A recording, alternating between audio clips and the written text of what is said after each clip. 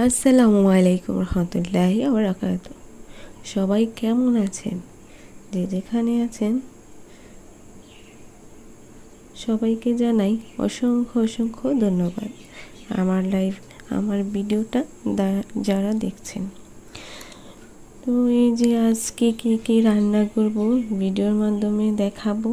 এখানে প্রায় 2 কেজি গরুর মাংস নিয়েছি আমি।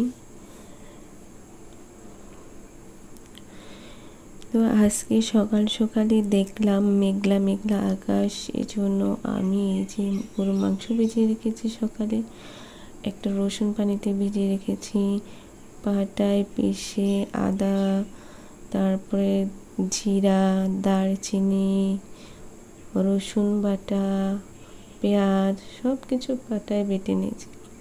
তো আগে আমাদের রান্নাটা শুরু করার আগে আমার ছেলের রান্নাটা বসাই দিলাম। ছেলের জন্য একটু আলু দিয়ে রুই মাছটা রান্না করছি।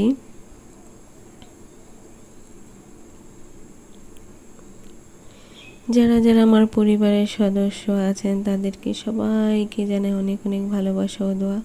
এই যে এখানে আমি আদা রসুন বাটা, আদা বাটা, দারচিনি বাটা, জিরা বাটা নিয়ে নিয়েছি মাংসের জন্য, লবণ, তারপর ফাঁকি মরিচ, ফাঁকি হলুদ, ধনিয়া, এলাচ, তেজপাতা, দারচিনি, লং, পেঁয়াজ। তো এগুলো এক এক করে আমি মাংসর মধ্যে এখন ঢেলে দিব সবগুলাই। যারা এখনও আমার পরিবারের সদস্য হন নাই তারা অবশ্যই প্লিজ সাবস্ক্রাইব করে দিবেন। আর আমার ভিডিওটা কেমন লেগেছে অবশ্যই কমেন্ট করে জানাবেন। আপনাদের কমেন্টে আমি অনুপ্রাণিত হই, ভিডিও করার আগ্রহ জাগে। তো ওইরকম ভিডিওতে কমেন্টও পাই না, ভালোও লাগে না। যাই হোক, যদি ভালো লাগে তাহলে অবশ্যই কমেন্ট করবেন, না ভালো লাগলেও কমেন্ট করে জানাবেন। তো এই যে তেল দিয়ে দিচ্ছি।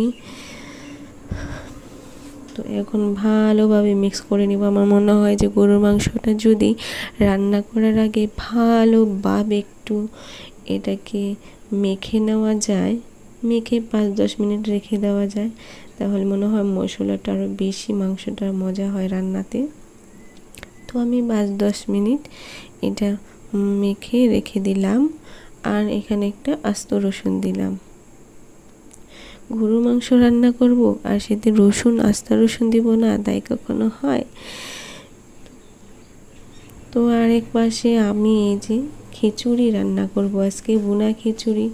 যেহেতু ঠান্ডার দিন, খিচুড়ি আর গরুর মাংস খেতে বেশ ভালো লাগবে।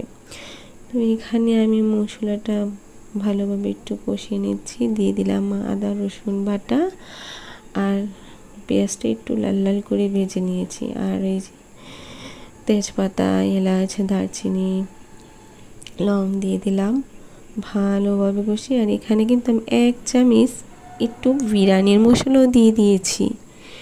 তো আর একটু হলুদ দিয়েছি, দিয়ে এখন ভালোভাবে এটাকে ভেজে নিব।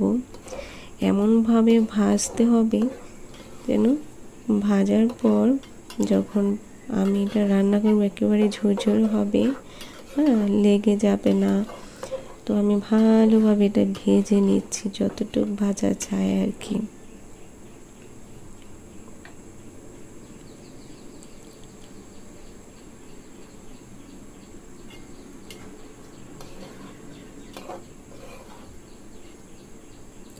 দেখেন দেশি রান্নায় যত ঝামেলা, বাটরে কোটরে রাঁধরে।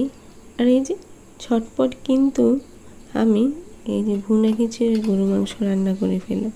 এতে কিন্তু বেশি একটা ঝামেলা লাগলো না। কিন্তু এখন যদি আমি মাছ তরকারি এগুলো রান্নতাম, আমার কিন্তু অনেক সময় লাগতো, কাটাকাটি, ধোয়াধাই, রান্নাবান্না। তো এই যে আমি এখানে চাল ডাল মিলে 1 কেজির মতো নিয়েছি, আর এখানে 1 লিটার পানি দিয়ে দিয়েছি। আর এই যে মাংস কিন্তু হচ্ছে, এখনও মাংসের মধ্যে পানি দিইনি, মাংস থেকেই পানিটা উঠেছে। তো এটা হতে থাকুক। আমি আবার মাংসের জন্য একটু গরম পানি ফুটিয়ে তারপরে এর মধ্যে দিয়ে দিব। আগে দিয়ে দিলাম কাঁচামরিচ। তো এই যে দেখেন এটা কিন্তু হয়ে আসছে। এর মধ্যে দিয়ে দিব গোটা কয়েকটা কাঁচামরিচ। আর ভুনা খিচুড়ি রানবো বা পোলাও, এতে আমি ঘি দেব না এমনটা হয়ই না। ঘিটা দিলে মনে হয় এটার ফ্লেভারটা আরও বেশি বেড়ে যায়। তো এই যে রান্না কিন্তু শেষ, আলহামদুলিল্লাহ। রান্নাটা আমার কাছে অনেক ভালো লেগেছে, পারফেক্ট হয়েছে সব কিছু। এই যে মাংসটা কিন্তু লাল লাল হয়েছে, কিন্তু এই যে বললাম আমার ক্যামেরাটার সমস্যা।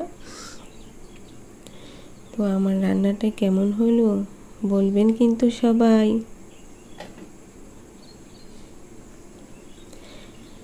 আর এই যে ভুনা খিচুড়ি আর গরুর মাংস, অনেকে আমার ভিডিওতে এত সুন্দরভাবে কমেন্ট করে, কারণ ববি আপু এত সুন্দরভাবে আমার ভিডিওগুলো দেখে, ভিডিওর প্রত্যেকটা জিনিস এত সুন্দরভাবে বর্ণনা করে, আমার দেখে সত্যি অনেক অনেক ভালো লাগে।